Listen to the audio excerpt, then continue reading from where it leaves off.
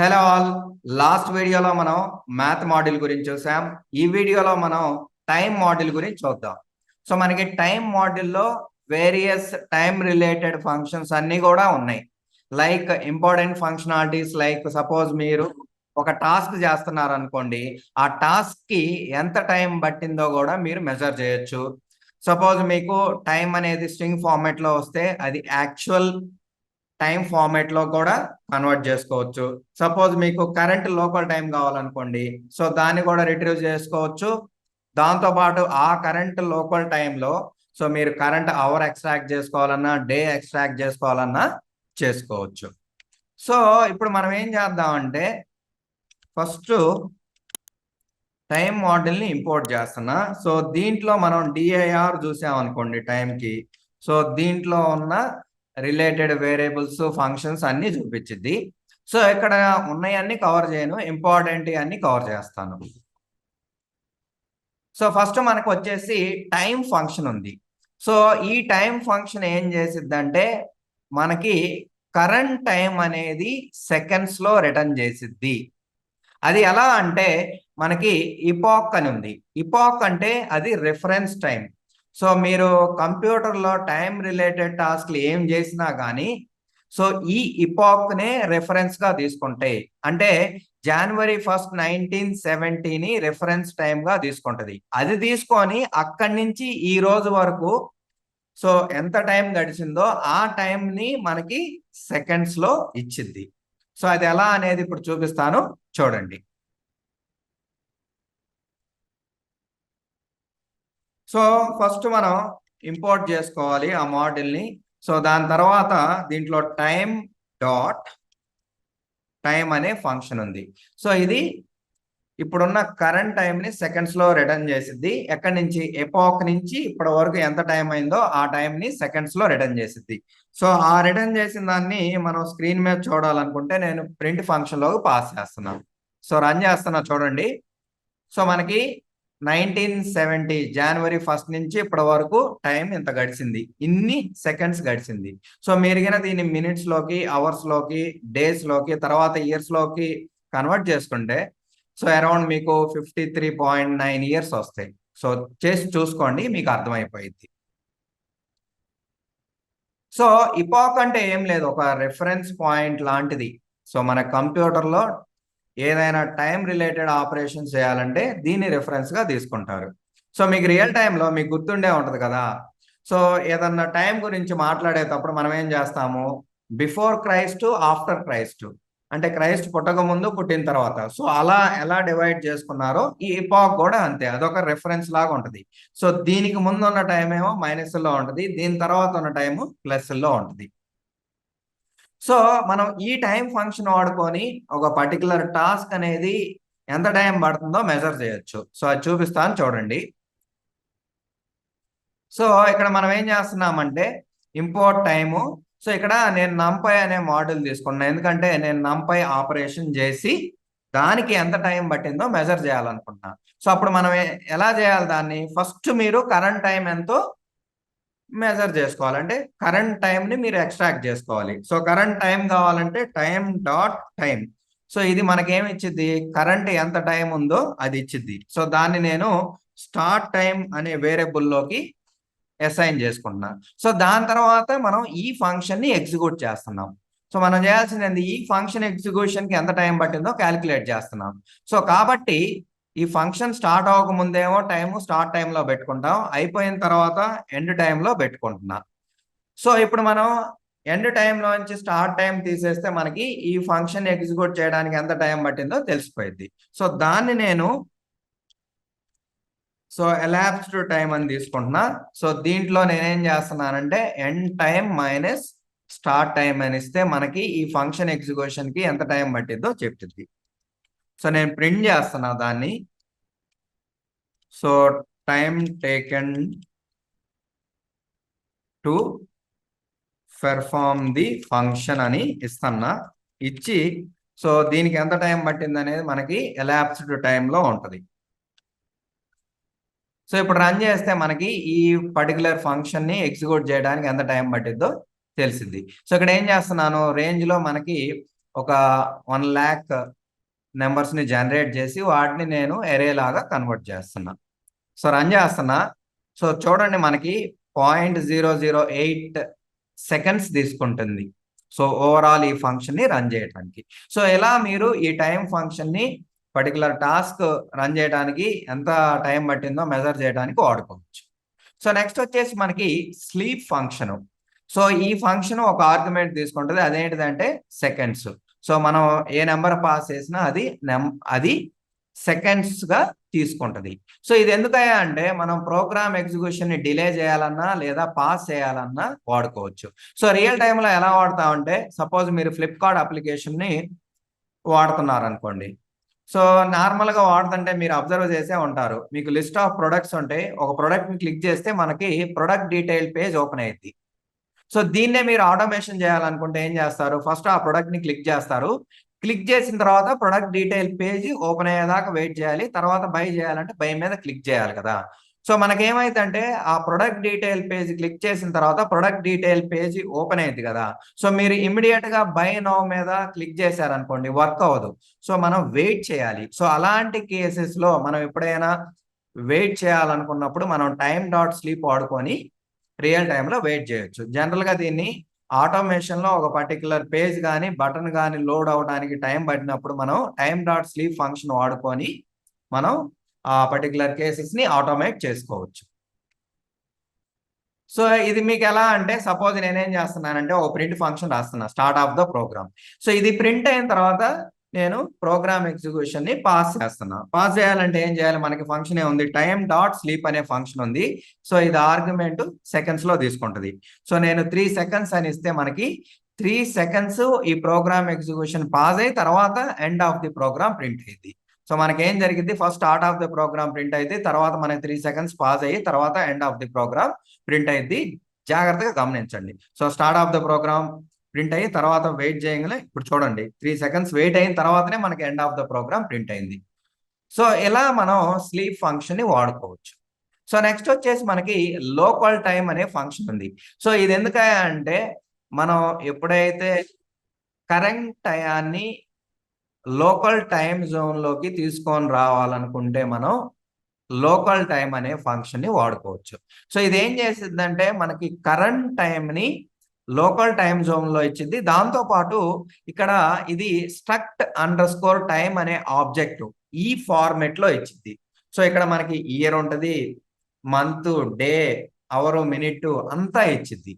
So దీనివల్ల real టైంలో use ఏంటంటే మీరు ఎప్పుడైనా సరే కరెంట్ లోకల్ టైం ఎంత ఉందో ఈ ఫంక్షన్ వాడుకొని రిట్రీవ్ చేసుకున్నారనుకోండి. సో కరెంట్ అవర్ తెలుసుకోవాలనుకున్నా, కరెంట్ మినిట్ తెలుసుకోవాలనుకున్నా ఈ ఫంక్షన్ ని వాడి మనం వచ్చిన దాన్ని డాట్ దాంతో ఆ పర్టికులర్ అట్రిబ్యూట్ పాస్ చేస్తే మనకి కావాల్సిన అవర్ కానీ మినిట్ కానీ వస్తాయి. సో అది ఎలానో చూపిస్తాను చూడండి. సో మనకి టైం డాట్ లోకల్ టైం ఉంది. సో ఇదేం రిటర్న్ చేసిద్ది అంటే కరెంట్ లోకల్ టైం ని రిటర్న్ చేసింది. సో దీన్ని నేను లోకల్ టైం అనే వేరియబుల్ లోకి స్టోర్ చేసుకుంటున్నా, ప్రింట్ చేస్తున్నా. మీకు ఏముంటుందో అర్థం అవ్వాలి కదా. సో ఇది యాక్చువల్ గా మనకి years, month, day, hour, minute, seconds లో చూపించి చూడండి struct_time. సో మనకి ఇక్కడ చూడొచ్చు ప్రతి వేరియబుల్ కూడా tm_year, tm_month, day, hour, so even మనకి సెకండ్స్, ఈవెన్ టైమ్ జోను ఇవన్నీ కూడా కంప్లీట్ ఫార్మేట్ అనేది మనకు చూపించింది. సపోజ్ మనకి దీంట్లో ఈరోజు కరెంట్ అవర్ ఏదో తెలుసుకోవాలనుకోండి. సో మనకి టైం 2:20 అవుతుంది. సో కరెంట్ అవర్ వచ్చేసి 14 అంటే 2 PM. సో అది కావాలనుకుంటే మనం ఏం చేయాలి? So local time dot, so మనం ఆ ప్రాపర్టీని యాక్సెస్ చేసుకోవచ్చు. మనకు కావాల్సిన అవర్ కాబట్టి అవర్ని యాక్సెస్ చేసుకోండి. సో నేను ఇది స్క్రీన్ మీద కనిపించాలి కాబట్టి నేను ప్రింట్ చేస్తాను. సో రన్ చేస్తున్నాను చూడండి. మనకి ఫస్ట్ ఆ టైం ప్రింట్ అయ్యింది, ఆ లోకల్ టైం. తర్వాత నాకు కావాల్సింది కరెంట్ అవర్ 14, అది ప్రింట్ అయింది. సో ఇలా మనం లోకల్ టైం ఫంక్షన్ ని వాడుకొని మనం లోకల్ టైంని strct_time ఫార్మెట్ లో రిట్రీవ్ చేసుకోవచ్చు. రిట్రీవ్ చేసుకున్న తర్వాత మనకు కావాల్సిన అవర్ కానీ డే కానీ ఏవైనా స్పెసిఫిక్ గా కావాల్సినవి మనకి యూజ్ని బట్టి రిట్రీవ్ చేసుకోవచ్చు. సో నెక్స్ట్ వచ్చేసి GM టైమ్. సో సో ఇది ఆల్మోస్ట్ సేమ్ లోకల్ టైం లాగానే, బట్ మనకి కరెంట్ టైం అనేది జిఎంటీలో ఇచ్చింది. సో జిఎంటీ అంటే గ్రీన్విచ్ మీన్ టైం. సో దీన్నే రీసెంట్గా మనం యూటీసీ అని కూడా అంటాం, కోఆర్డినేటెడ్ యూనివర్సల్ టైం. సో ఇదేంటంటే టైంకి స్టాండర్డ్. సో ఇది టైం స్టాండర్డ్ని మనం జిఎంటీలో కానీ యూటీసీలో కానీ రెఫర్ చేస్తాం. సో ఇది యాక్చువల్గా రెఫరెన్స్ పాయింట్ లాగా పనిచేసిద్ది. మీకు జిఎంటీ నుంచి ఇటు వస్తేనేమో ప్లస్ ఉంటాయి, అటు వెళ్తే మైనస్లో ఉంటాయి. జిఎంటీ ప్లస్ 0.0 అలా ఉంటుంది కదా. సో మనది ఇండియాది వచ్చేసి జిఎంటీ ప్లస్ 5:30. సో ఆ ఈక్వేటర్ జిఎంటీ నుంచి మనం 5.5 hours తర్వాత ఉన్నాం. సో ఇది మనం బేసికల్గా టైం స్టాండర్డ్ని రిప్రజెంట్ చేయడానికి మనం జిఎంటీ అని యూటీసీ అని వాడుకుంటాం. సో ఇది కూడా మనకి టైం అనేది జిఎంటీ ఫార్మేట్లో ఇచ్చింది. దాంతోపాటు struct_time ఆబ్జెక్ట్గా ఇచ్చింది. సేమ్ ఇంతకుముందు చేసిన దానిలాగానే చూడండి, gmt_time అనే వేరియబుల్ తీసుకొని దీంట్లోకి మనం ఏమి స్టోర్ చేసుకున్న టైం డాట్ జిఎంటీ. సో మనకి జిఎం టైము కావాలి అనుకుంటే ఈ ఫంక్షన్ వాడుకోవచ్చు. సో దాన్ని నేను వచ్చిన దాన్ని gm_time లోకి స్టోర్ చేసుకున్నా. సో మనం ప్రింట్ చేయాలంటే నేను ప్రింట్ చేస్తున్నాను చూడండి. సో ఇది మనకి జిఎంటీ టైంలో వచ్చింది. సో మనకి ఇందాకట్లానే స్ట్రక్ట్ టైం చూడండి, టైము అవర్ జిఎంటీ టైం మనం ఇందాక 2 something చూపించింది కదా, ఇది 8లో ఉంది. మనం 5.5 hours తర్వాత ఉంటాం కాబట్టి. సో దీంట్లో కూడా మీరు ఏదైనా ప్రాపర్టీస్ యాక్సెస్ చేయాలనుకోండి, సో యాక్సెస్ చేసుకోవచ్చు. సపోజ్ మనం GMT time dot current minute ఏందో తెలుసుకోవాలనుకుంటే ఈ ప్రాపర్టీని కాల్ చేస్తే మనకు అది వచ్చింది చూడండి. సో ఇదేమో జిఎంటీ టైము, కరెంట్ మినిట్ 53 అది ఇచ్చింది. సో నెక్స్ట్ వచ్చేసి మనకి strptime అనే ఫంక్షన్ ఉంది. సో దీని ఫుల్ ఫామ్ ఏంటంటే స్ట్రింగ్ పాస్ టైం. సో అంటే మనకి టైం అనేది స్ట్రింగ్ ఫార్మాట్ లో ఉంటుంది. సో దీన్ని మనం యాక్చువల్ టైం ఫార్మాట్ లో ఎలా అంటే struct_time అనే ఆబ్జెక్ట్ ఫార్మాట్ లో కన్వర్ట్ చేసుకుంటాం. ఎందుకు కన్వర్ట్ చేసుకుంటాం అంటే మనం స్ట్రింగ్ ఫార్మాట్ లో ఉంటే మనం ఇయర్ని యాక్సెస్ చేయాలన్నా అవర్ని యాక్సెస్ చేయాలన్నా యాక్సెస్ చేయలేం. అదే గనా మనం struct_time ఆబ్జెక్ట్ ఫార్మాట్ లో కన్వర్ట్ చేసుకుంటే ఆ ఆబ్జెక్ట్ లో ఉన్న ప్రాపర్టీస్ అన్ని యాక్సెస్ చేయొచ్చు. మనం ఇంతకుముందు యాక్సెస్ చేసాం కదా, ఇయర్ కావాలంటే ఇయర్ని, అవర్ కావాలంటే అవర్ని, మినిట్ని. సో అలాంటి కేసెస్ లో మనం ఈ ఫంక్షన్ ని వాడుకుంటాం.